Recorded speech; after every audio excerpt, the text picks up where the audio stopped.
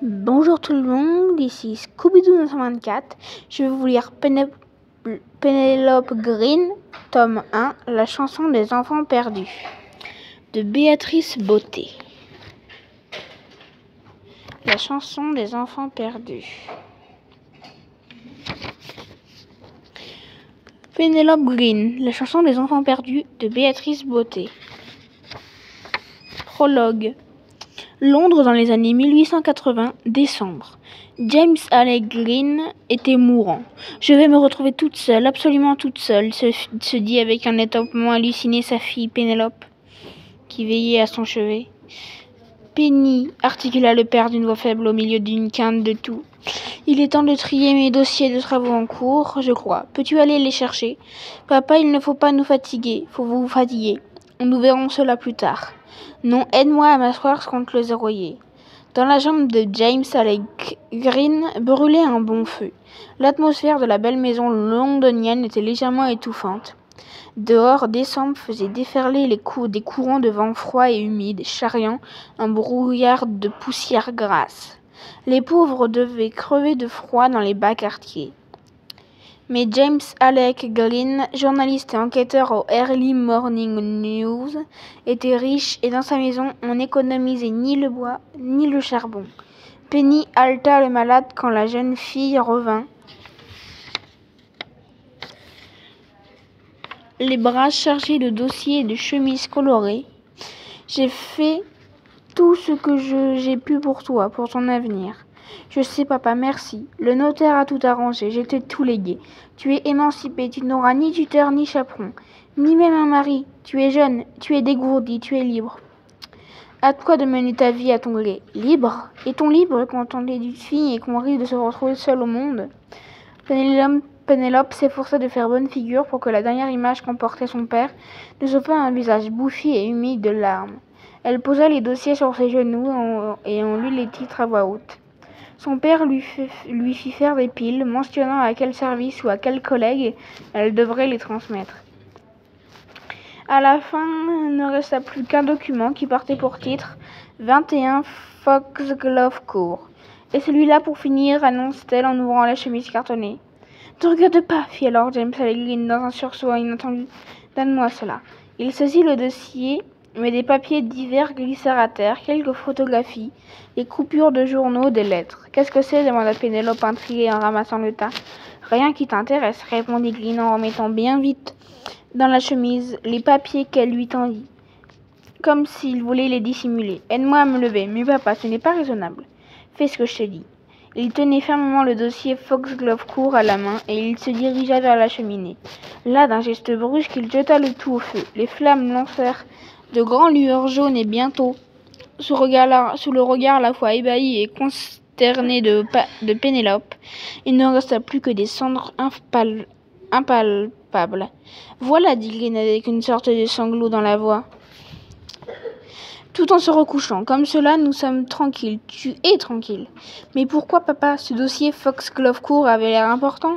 Nombreuses années d'efforts, murmura péniblement Green. Puis il pensait. Trop tard. Plus il pensait, trop tard. Plus beaucoup d'importance. Laisse ça.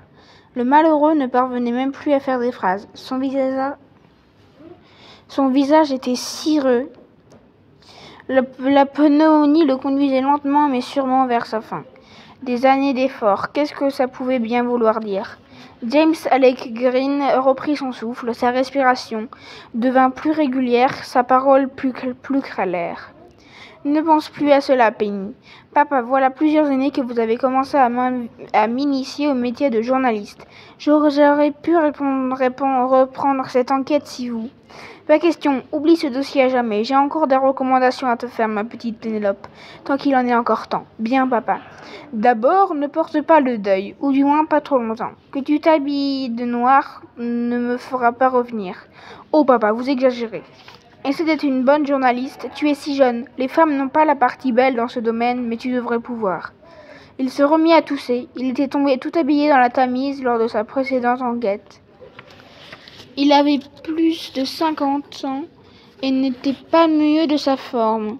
au mieux de sa forme. L'eau grasse et glaciale et les brumes délétères qui planaient sur la capitale s'étaient combinés pour avoir raison de son organisme affaibli.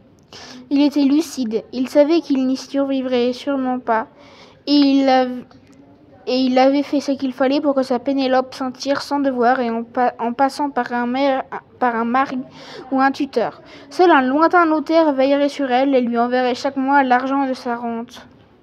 « Tu seras heureuse, dit-il. « Je travaillerai, répliqua-t-elle. « Je serai une bonne journaliste. Surtout ne fais pas d'imprudence, Penny. Papa, dites-moi encore cette enquête. » James Alec Green râla. « Non, Penny, non. » Elle crut que c'étaient les derniers spasmes de l'agonie qui l'étouffaient, alors qu'il voulait seulement la dissuader d'enquêter sur Foxglove Court.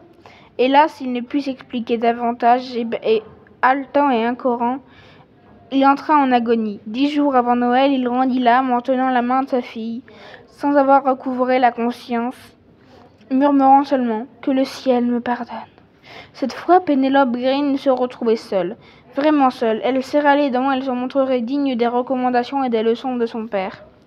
Elle se montrerait anglaise jusqu'au bout des ongles, à la fois respectable, courageuse, sérieuse, pimpante et, s'il le fallait, sarcastique avec humour. Du moins, se le disait-elle en chassant nerveusement ses larmes.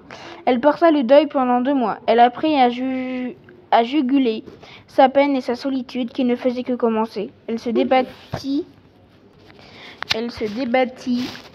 entre les formalités et les nécessités immédiates.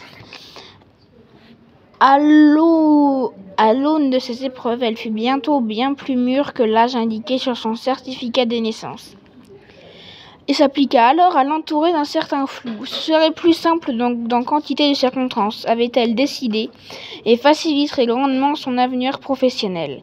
Elle s'employa donc à paraître plus vieille qu'elle ne l'était et parfaitement sûre d'elle et déterminée. Puis le printemps commença à tenter de pénétrer en ville malgré le terrible smog, et Penny se dit qu'il était temps qu'elle succède à son père au Early Morning News, en proposant spontanément au rédacteur en chef une belle enquête et un bel article. Quoi qu'en ait pensé son père, elle n'avait pas mis longtemps à trouver une idée. Mais aurait-elle pu imaginer où la conduirait à la recherche du 21 Foxglove Court ?